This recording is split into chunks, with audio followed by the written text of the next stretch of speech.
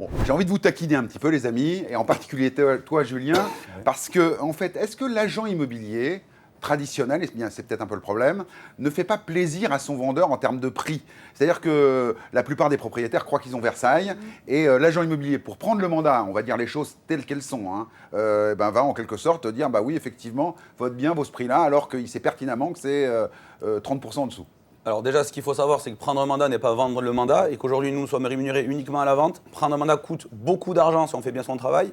Oui, et rapporte qu'à la vente. d'accord, mais tu as quand même une majorité d'agents immobiliers qui font ça, non ou pas? Deux typologies. Il y a une première typologie, ce sont les agents ou conseillers immobiliers qui ne connaissent pas le marché, qui se trompent. Ouais. Ils font preuve de bonne foi, ou ils n'ont pas travaillé leur dossier, mais ils se trompent.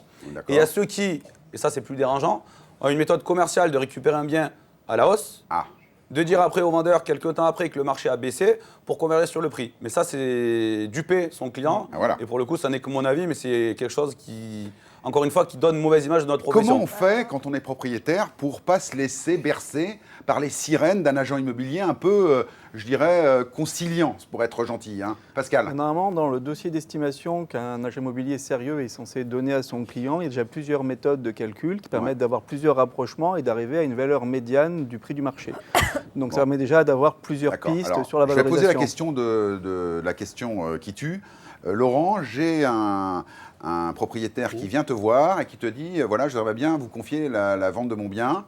C'est déjà une bonne nouvelle. Pardon? C'est déjà une bonne nouvelle. C'est déjà une bonne nouvelle. Donc toi, tu estimes le bien à 300 000 euros, par exemple, et le gars te dit, bah, je vous le confie, mais c'est 400 000 euros, monsieur. Moi, j'en veux 400 000 euros. Qu'est-ce que tu lui réponds?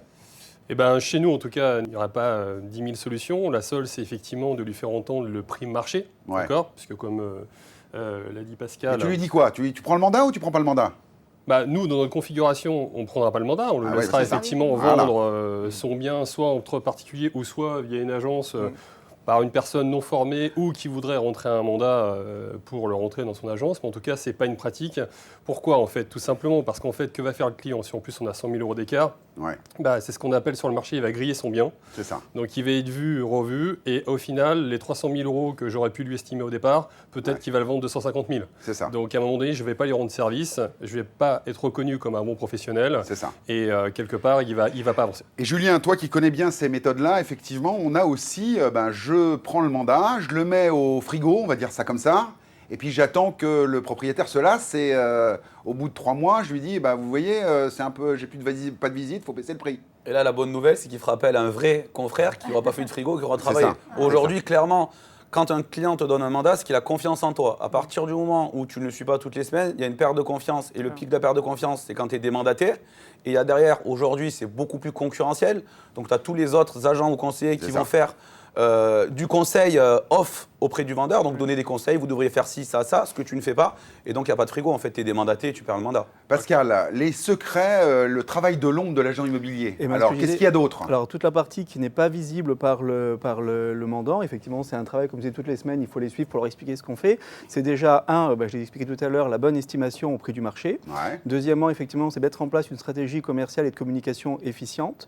Après, il y a tout ce qui est gestion, organisation des visites, avec des clients acheteurs qu'on sélectionne, pour lesquels on va vérifier la solvabilité et après les aider à viser le montage financier, parce qu'aujourd'hui aussi on sait qu'avec les aléas des emprunts, c'est important d'avoir une bonne offre, mais surtout que la personne puisse financer l'acquisition. Financer, c'est ça, oui, tout à fait. Voilà. Donc après, il y a aussi l'accompagnement pour tout ce qui est dossier technique. Aujourd'hui, c'est extrêmement important, notamment le DPE qui est un sujet brûlant actuel.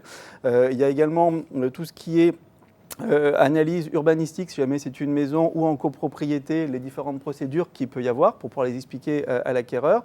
Et après, l'idée principale, c'est de sécuriser et de suivre le dossier jusqu'à l'acte authentique, bien sûr, chez le notaire. Et principalement, ça fait beaucoup de travail. Alors c'est vrai, les amis, que ce métier d'agent immobilier, c'est un travail de l'ombre. Et souvent, en fait, finalement, vous n'êtes pas payé alors que vous fournissez déjà un travail très important. Exact. Pascal, c'est vrai ou pas? On n'est payé qu'à l'acte authentique. Donc, une fois que le dossier est fini. Bon, alors c'est un nouvel éclairage de l'agent immobilier que vous découvrez ici dans l'émission Propriété à tout prix. Vous le savez, les meilleurs agents immobiliers de France sont avec nous, 70 partout en France, du nord au sud, de l'est à l'ouest, en région parisienne, à Lyon, à Bandol, à Nîmes.